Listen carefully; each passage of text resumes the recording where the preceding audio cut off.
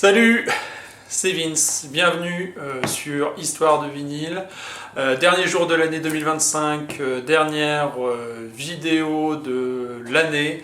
Vince, toujours avec ses lunettes noires. Alors ce n'est pas un caprice, ce n'est pas pour mettre de la distance ou être arrogant ou bref.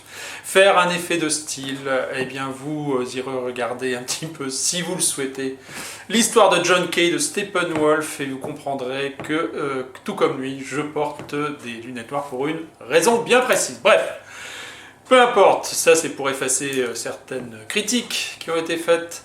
J'inscris cette vidéo dans la série toute récente, Le Duel, qui permet de confronter deux albums qui sont sortis la même année, dans un même registre musical. Alors pour terminer avec les précisions relativement à la chaîne, bien entendu, c'est une niche.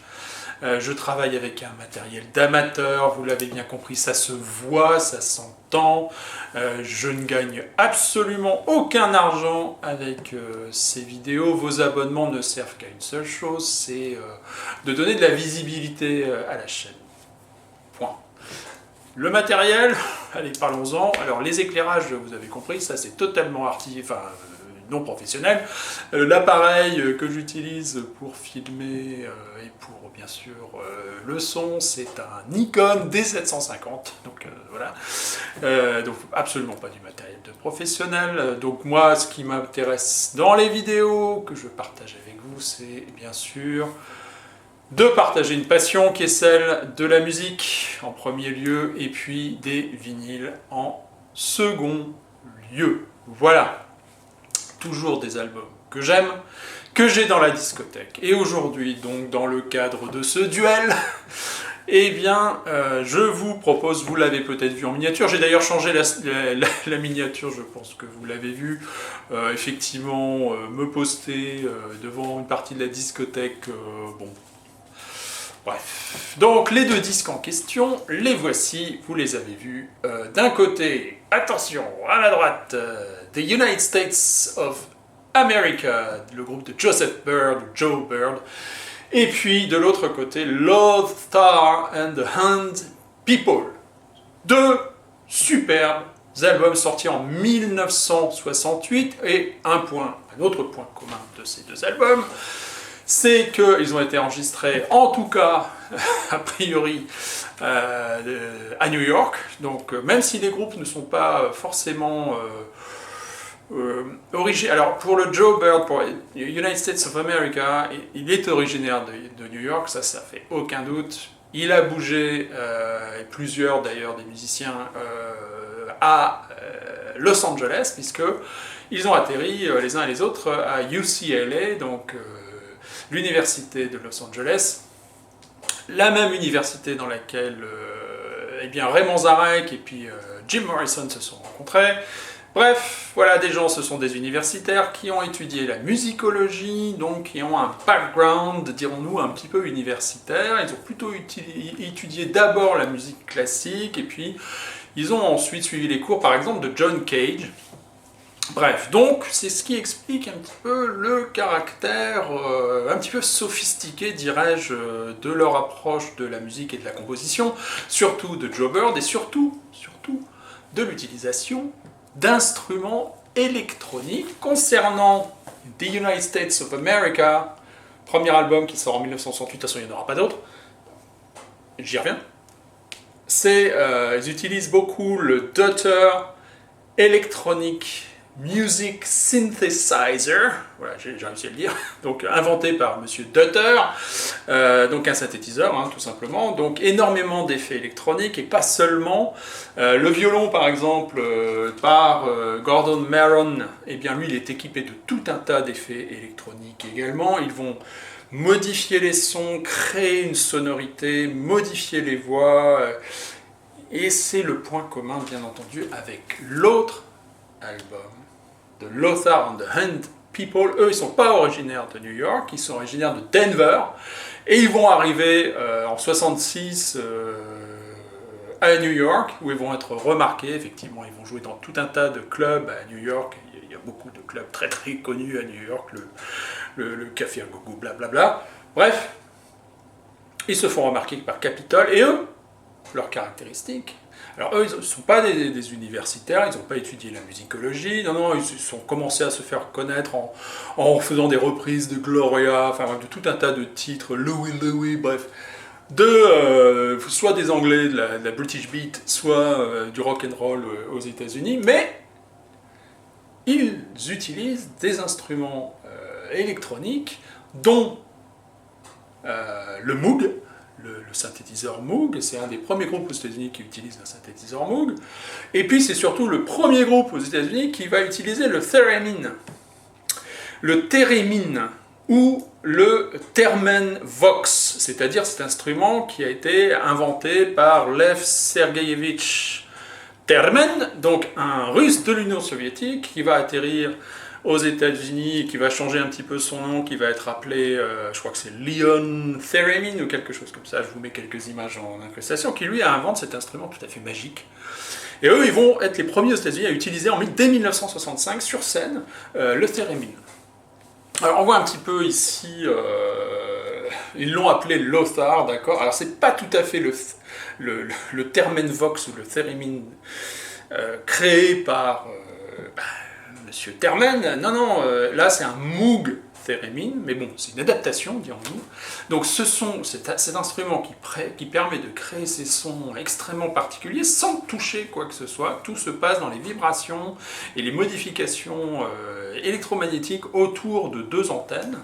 Donc je vous mets, c'est un instrument qui est joué depuis très très longtemps, puisqu'il a été inventé dans les années 40, et puis dès les années 50, il est joué dans des concerts qui sont un petit peu plus classiques, si on va dire, avec des instrumentistes. Donc ça crée une impression, aller voir les vidéos, tout à fait étrange, puisque effectivement, il y a les gestes qui accompagnent le jeu, puisqu'ils ne touchent pas, c'est juste les modifications électromagnétiques et d'air aussi autour des antennes qui créent, donc ça leur fait faire des gestes dans l'air qui sont tout à fait surréalistes.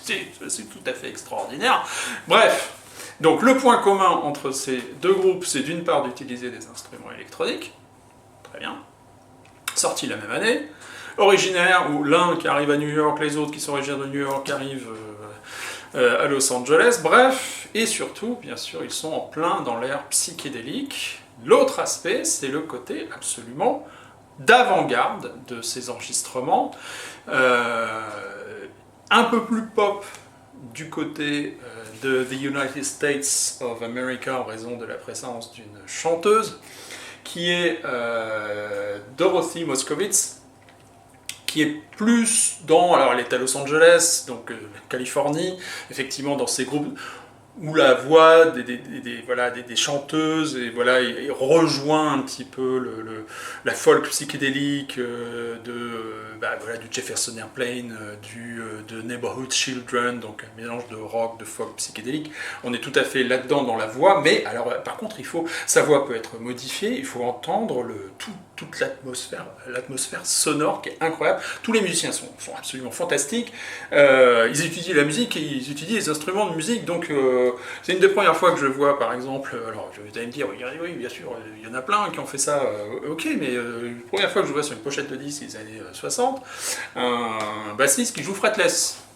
On va dire, ouais, bon, c'est commun, aujourd'hui, bien sûr.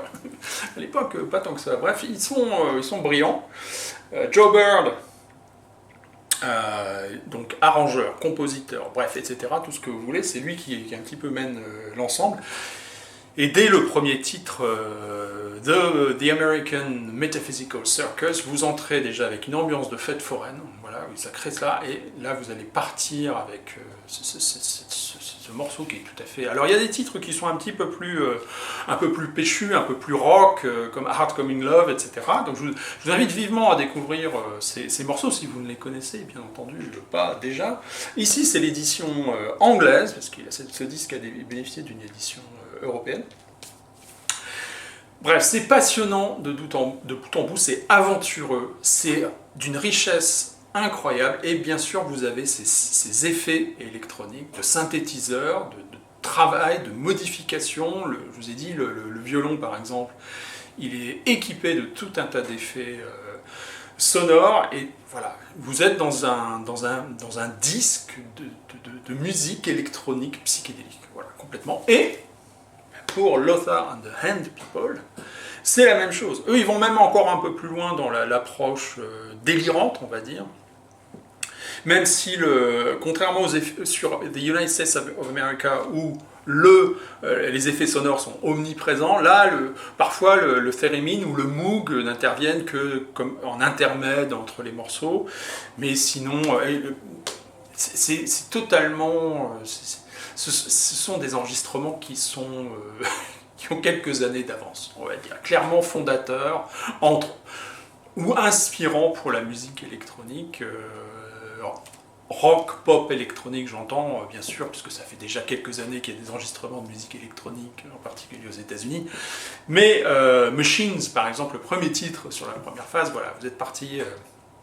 Il y a d'autres titres qui sont absolument fantastiques. Alors, Ha Ho. Alors, parfois, bon, il faut avoir encore une fois, une écoute libérée et dépassionnée et curieuse. Voilà. Et bon, moi je trouve que c'est un album absolument formidable. L'autre titre que je cherche, c'est Sex and Violence, qui est un titre assez étrange, mais tout à fait efficace. Tous les titres, c'est un excellent album. Autant vous dire que ça n'a aucun succès. À la sortie, ils vont quand même faire 2 albums, Lothar and the Hand People, sur Capitol. Je vous mets le deuxième en incrustation, Space Hymn. The United States of America, eux, ils ne vont faire qu'un seul album, mais Joe Bird va continuer l'aventure. Alors, autant cet album a un côté rock, autant le suivant qui s'appelle Joe Bird and the Field Hippies, je vous mets en incrustation également, qui est constitué de 4 pièces musicales, beaucoup moins rock, un peu plus conceptuel, voilà. Mais je vous invite vivement à vous faire une opinion entre les deux. Je pense que pour celles et ceux d'entre vous qui ont un côté un peu plus rock, pop, psychédélique, ce sera The United States of America, et puis ceux qui ont une approche un peu plus délirante, dirons-nous, de la musique, choisiront probablement Lothar and the Hand People. Personnellement, moi j'adore les deux, c'est pourquoi je vous les ai proposés. Allez, eh bien, je vous souhaite une bonne année 2026. Vince, is me, wishes you a happy New Year, of course. See you.